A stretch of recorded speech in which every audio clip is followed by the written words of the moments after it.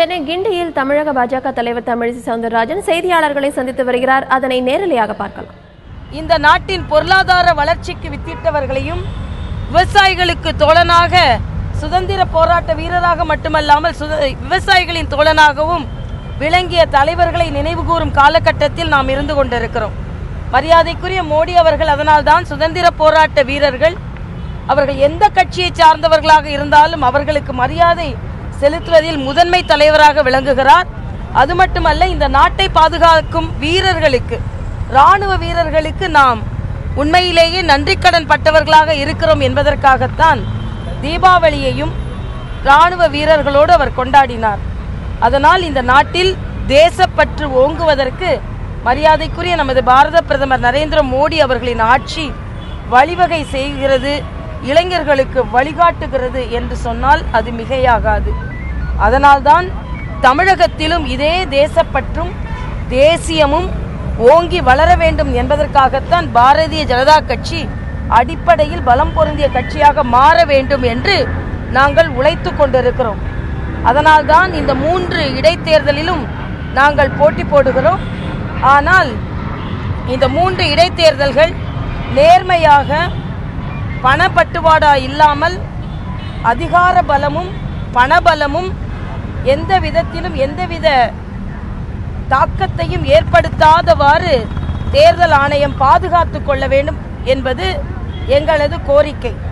ஆனால் எது எப்படி இருந்தாலும் நேர்மையாக மக்களை சந்திக்கின்ற இந்த காலகட்டத்தில் ஏற்கனவே திராவிட முன்னேற்ற கழகத்திற்கு போதுமான அளவிற்கு சட்டமன்ற உறுப்பினர்கள் இருக்கிறார்கள். அனைத்து இந்திய அண்ணா திராவிட முன்னேற்ற கழகத்திற்கும் சட்டமன்ற உறுப்பினர்கள் இருக்கிறார்கள். ஆனால் போதுமான அளவிற்கு சட்டமன்ற உறுப்பினர்கள் இருந்தாலும் சட்டமன்றம் ஆரோக்கியமாக நடந்ததா என்றால் இல்லை. அதனால் மத்திய அரசிற்கும் மாநில அரசிற்கும் பாலமாக பாரதிய ஜனதா கட்சியின் சட்டமன்ற உறுப்பினர்கள் சட்டமன்றத்தில் இடம்பெற வேண்டும் என்ற கோரிக்கையோடு நாங்கள் இந்த இடைத்தேர்தலை சந்திக்கிறோம். நிச்சயமாக இந்த இடைத்தேர்தலில் ஒரு மிகப்பெரிய மாற்றத்தை நாங்கள் ஏற்படுத்த முடியும். ஆனால் சகோதரர் ஸ்டாலின் அவர்கள் நேற்று திருப்பரங்குன்றத்தில் பேசும் பொழுது பாரதிய ஜனதா கட்சிக்கு திராணி இல்லை, அருகதை இல்லை என்றெல்லாமோ என்னெல்லாமோ சொல்கிறார். ஆனால் நான் அவருக்கு நினைவு கூற வேண்டியது, கூட்டணிக்காக நீங்கள் மக்களின் நலனை கூட நீங்கள் விட்டுக் கொடுக்கிறீர்கள். நதிநீர் ஆணையம் அமைக்கப்பட வேண்டும் என்பதில் எந்த மாற்று கருத்தும் இல்லை. சட்ட விதிகளின்படி அது அமைக்க முடியாது, அமைக்கப் போகிறோம் என்று தான் நாங்கள் சொல்லிக் கொண்டிருக்கிறோம். ஆனால் உடனடியாக 2000 TMC தண்ணீரை தமிழக விவசாயிகளுக்கு திறந்து விடுங்கள் என்று உச்சநீதிமன்றம் சொன்ன பின்பும் தாங்கள் கூட்டணி வைத்துக் கொண்டிருக்கும் காங்கிரஸ் அரசு அதை உடனே விட மறுக்கிறதே.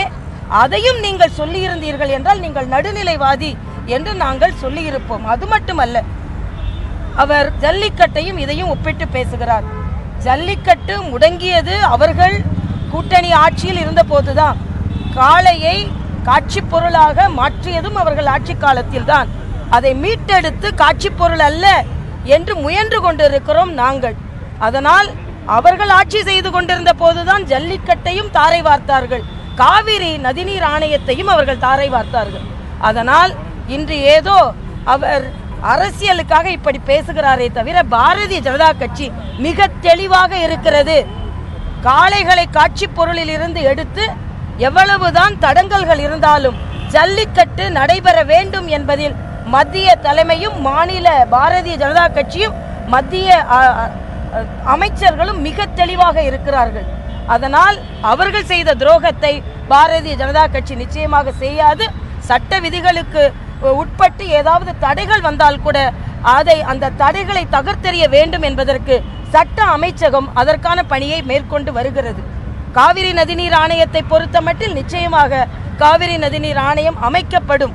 ஆனால் 10 ஆண்டு காலம் கூட்டணி ஆட்சியில் இருந்து கொண்டு எந்தவித முயற்சியும் செய்யாமல் இன்று சகோதரர் ஸ்டாலின் அவர்கள் குற்றம் சாட்டுவதை பாரதிய ஜனதா கட்சி ஒருபோதும் ஒப்புக்கொள்ளாது. மறுபடியும் சொல்கிறோம், சர்வ கட்சி கூட்டத்தை கூட்டுவதற்கு அவருக்கு எந்த தார்மீக உரிமையும் இல்லை. கட்சிகள் ஒற்றுமையாக இருக்கிறதா இல்லையா என்பதை காண்பிப்பதற்கான அதிகாரப்பூர்வ கட்சி அவர்கள் கட்சியும் இல்லை என்பதை நான் தெளிவாக சொல்லிக் கொள்கிறேன்.